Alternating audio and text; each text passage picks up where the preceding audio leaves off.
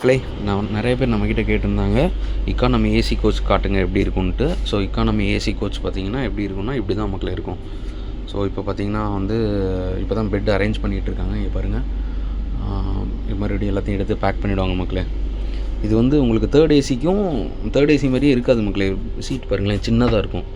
இந்த லென்த் பார்த்திங்கன்னா உங்களுக்கு சின்னதாக இருக்கும். இந்த பிரெத்து லென்த் ஒரே லெவல் தான், தேர்ட் ஏசி லெவல் தான் இருக்கும்.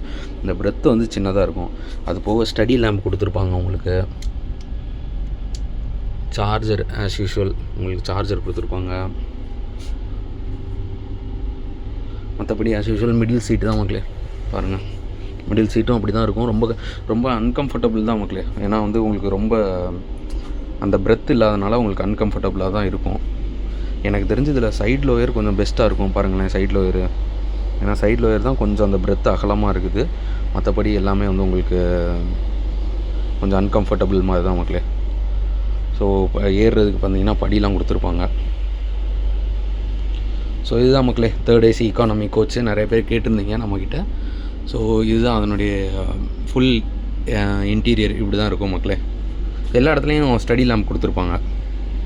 ஸோ இந்த வீடியோ பிடிச்சிருந்தால் லைக் பண்ணுங்கள், கமெண்ட் பண்ணுங்கள், ஷேர் பண்ணுங்கள். கண்டிப்பாக நம்ம சேனல் சப்ஸ்கிரைப் பண்ணிக்கோங்க மக்களே.